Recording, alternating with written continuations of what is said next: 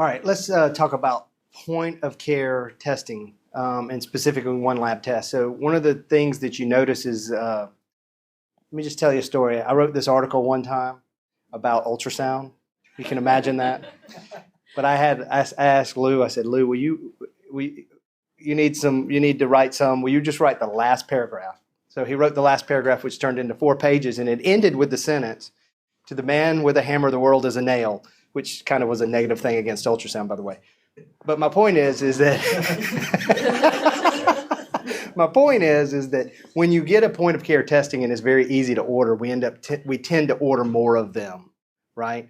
And unless you know the limitations and what the test can tell you, you can sometimes cause harm to your patients because you don't realize that there are differences sometimes in point of care testing versus lab testing and your decision-making process in ordering them, not necessarily using them, but in ordering them. Because the more you order, the more you find wrong with people because they're false positives.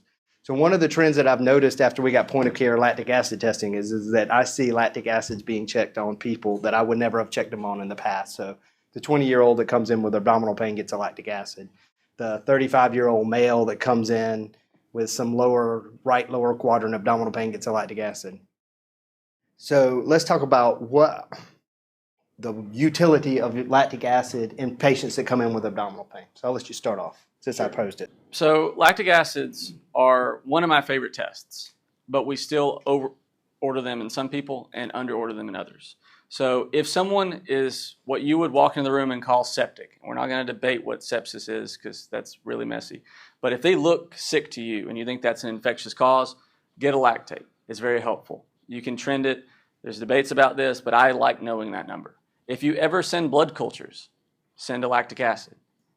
Because basically whatever it is that you were thinking, I think this person's bacteremic and I don't want to know their lactate level, I think that's a little bit weird. And in some hospitals, they actually tie those things together to where you can't order blood cultures without also ordering a lactate at the same time.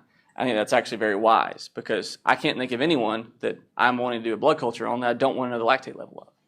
That being said, it's very unhelpful for younger folks that you're going to be getting a better test for. So your right lower quadrant pain guy that I'm ruling out appendicitis, could his lactate be up a little bit? Sure, could be. Maybe perfed, maybe he's got some, early peritonitis or something like that.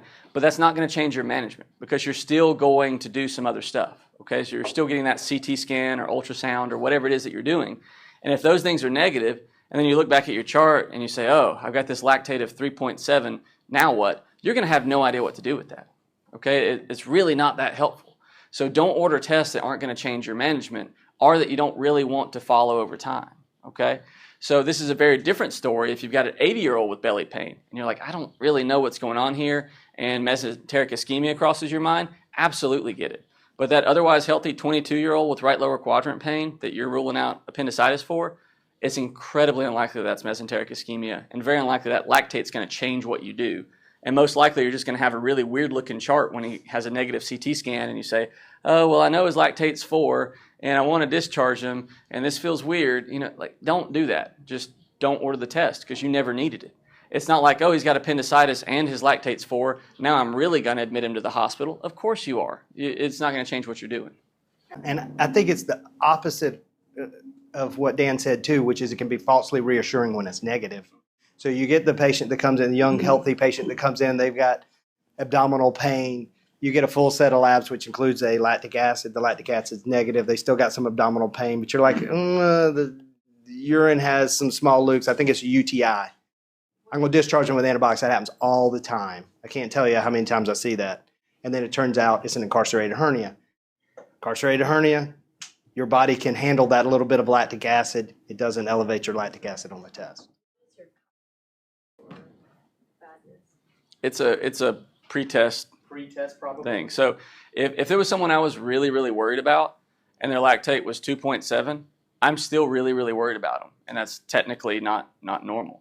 If there's someone like a trauma patient, because that's part of our standard trauma labs, there's actually reasonable data that the higher your lactate is on a trauma patient, the sicker they are. So if they're not that, if they look great, they were just in a rollover crash and their lactate's 9, and they're like walking around the ER after the CT scan saying, I feel great. I feel very comfortable discharging that guy without necessarily even checking it because he looks great. But I will point out that's a commonly missed part of the trauma labs. They're often gone by the time we get those lactates back on the sicker trauma folks. If you see a double-digit lactate or like an 8 or a 9 lactate on someone that was in a serious trauma, those folks have very, very high mortality. Now, again, most of the time they're off in ICU or whatnot, but be careful. That guy that you intubated and you can't really get a history of and he looks terrible and his lactate's 9, that's a sick guy, and that's been correlated with mortality in trauma patients. What about the lactate of 6 or 7 or whatever in the well-looking trauma patient? Does anybody recommend repeating them? I do not. I think that's a waste of money. If they look great, it's kind of the question, and to repeat for the microphones, if they have a 6 or 7, could you discharge them without repeating it? I think the answer is absolutely. If they look great and you really, really don't want to admit them and imaging is negative, I don't see what you're going to do with that number if you get it again and you're like, oh, it's 5 now. Well, that's still twice normal limits.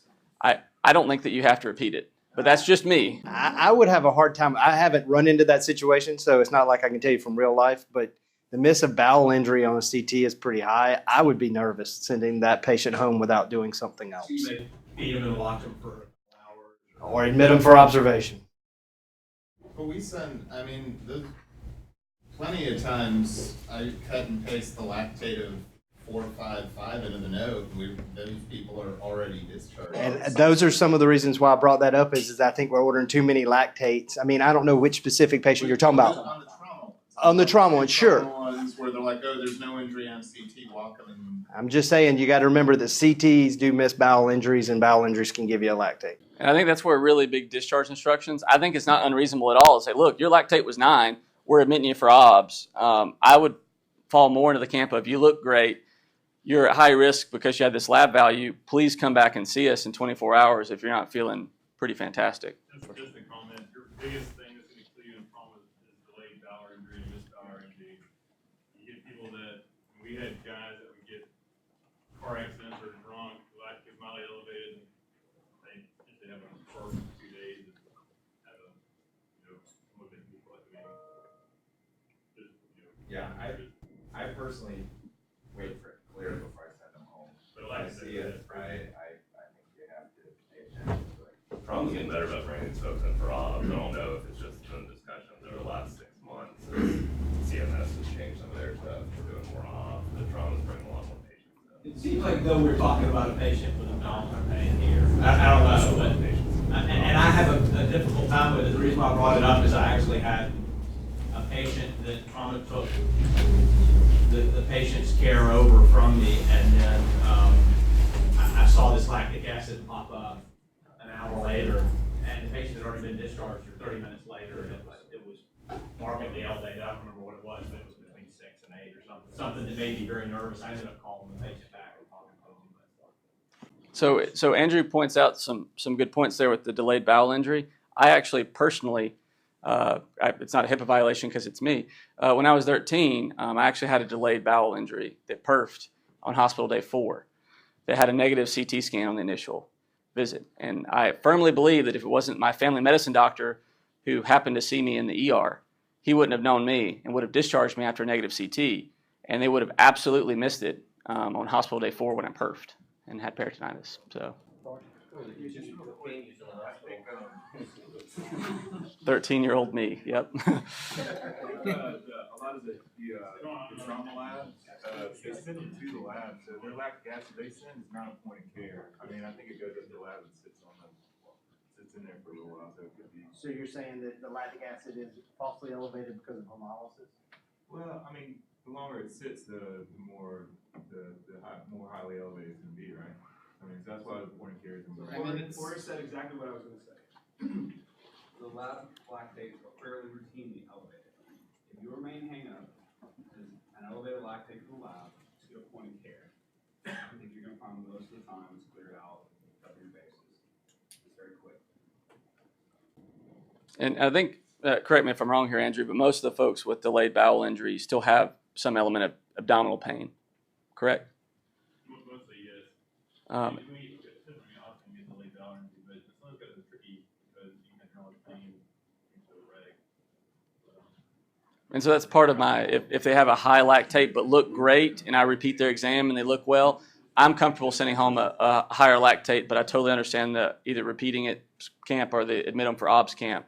But I'd have to push pretty hard on their belly and then be like, oh, it's okay, before I would send it, because knowing that it happened to me, I'm not wanting to miss delayed bowel injuries.